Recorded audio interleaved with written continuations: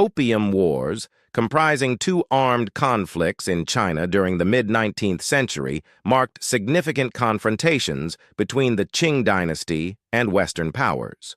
The First Opium War, 1839-1842, also known as the First Anglo-China War, involved China and Britain, while the Second Opium War, 1856-60, also known as the Arrow War or the Anglo-French War in China, saw Britain and France pitted against China.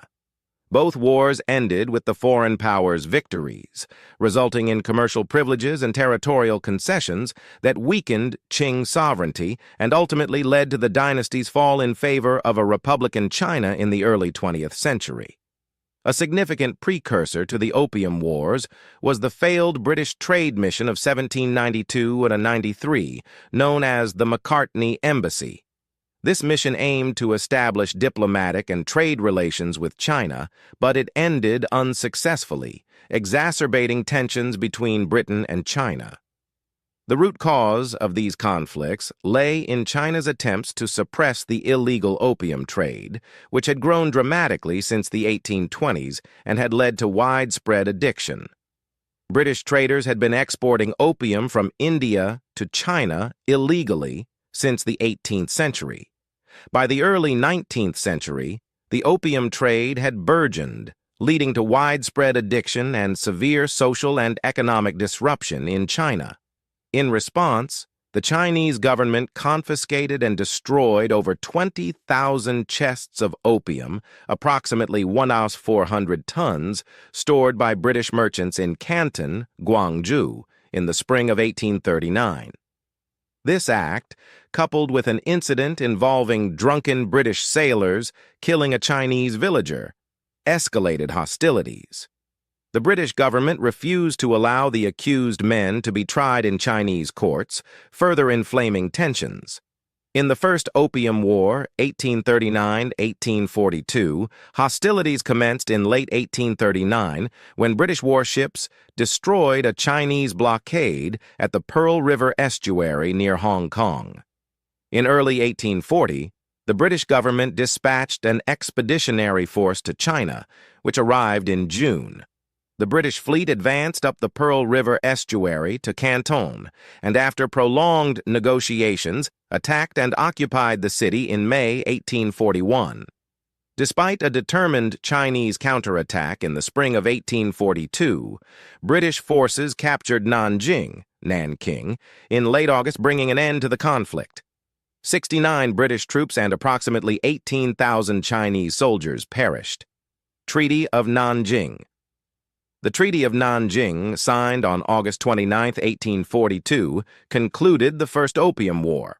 Under its terms, China paid Britain a significant indemnity, ceded Hong Kong Island to the British, the handover of Hong Kong back to China would not occur until 1997, and opened 5 ports, including Shanghai, to British trade and residents. The treaty also granted British citizens extraterritoriality, that is, the right to be tried by British courts only, and most favored nation status. That is, Britain was granted any rights in China that might be granted to other foreign countries, setting a precedent for similar demands by other Western powers. The Second Opium War.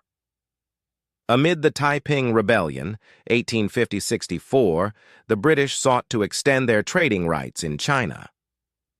In the Second Opium War, 1856-1860, the catalyst for renewed hostilities was an incident in early October 1856 involving the British-registered ship Arrow, whose Chinese crew was arrested by Chinese officials on the suspicion of piracy, the Chinese officials allegedly lowering of the British flag.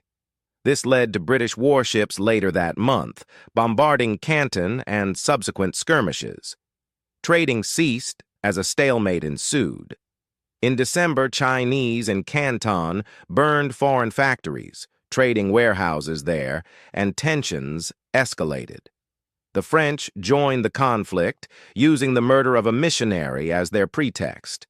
After delays in assembling the forces in China, British troops that were en route were first diverted to India to help quell the Indian Mutiny. The Allies began military operations in late 1857.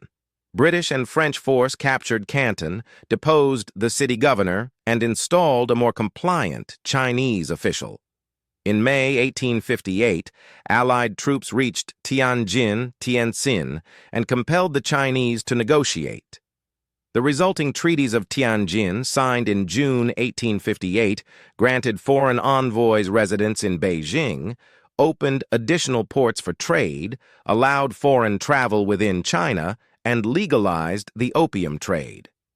The British and French forces withdrew but returned in 1859 to ratify the treaties.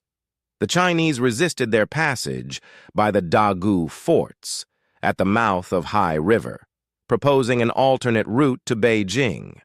The British-led forces decided against taking the other route and instead tried to push forward past Dagu. They were driven back and suffered heavy casualties.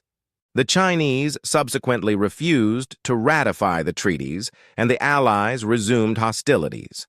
In August 1860, a considerably larger force of warships and British and French troops destroyed the Dagu batteries, proceeded upriver to Tianjin, and in October captured Beijing, plundering and burning the Yuanming Garden, the emperor's summer palace. Approximately 2,900 Western troops were killed or wounded, while China had 12,000 to 30,000 killed or wounded. The Beijing Convention, signed later that month, enforced the treaties of Tianjin and ceded the southern portion of the Kowloon Peninsula, adjacent to Hong Kong, to Britain. These concessions, coupled with the legalization of the opium trade, marked a significant erosion of Qing sovereignty and underscored the West's dominance over China. The British sourced the opium they sold to China primarily from India.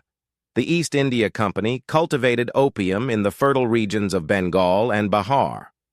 This production was crucial to the British economy as opium exports to China helped balance the trade deficit caused by Britain's high demand for Chinese tea, silk, and porcelain, but China wanted nothing to do with any European manufactured goods. The Qing dynasty required payment in cold, hard cash, in this case, silver.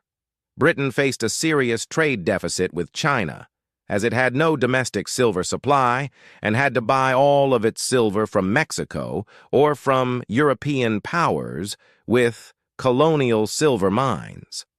However, early in the 19th century, the British East India Company hit upon a second form of payment that was illegal yet acceptable to the Chinese traders: opium from British India. This opium, primarily produced in Bengal, was stronger than the type traditionally used in Chinese medicine. In addition, Chinese users began to smoke the opium rather than eating the resin, which produced a more powerful high. The influx of opium into China led to widespread addiction. By some estimates, as many as 90% of the young males along China's east coast were addicted to smoking opium by the 1830s. The trade balance swung in Britain's favor, on the back of illegal opium smuggling, prompting the Chinese government to take drastic measures to suppress the trade, which in turn sparked the Opium Wars. The Opium Wars marked the beginning of the century of humiliation for China, characterized by a series of unequal treaties and foreign interventions. The wars weakened the Qing dynasty and paved the way for internal rebellions and eventual collapse. They also highlighted the growing power of Western imperialism and the shifting balance of global power. The era of unequal treaties significantly altered China's relationship with the West, leaving a lasting impact on its history and shaping its path toward modernization and eventual republicanism in the early 20th century. What's your thoughts on today's video topic? And do you know of any other similar drug war between two foreign powers, if not to balance out a trade deficit, but something else? Share your thoughts below and like, share, and subscribe for more on A Cup of History.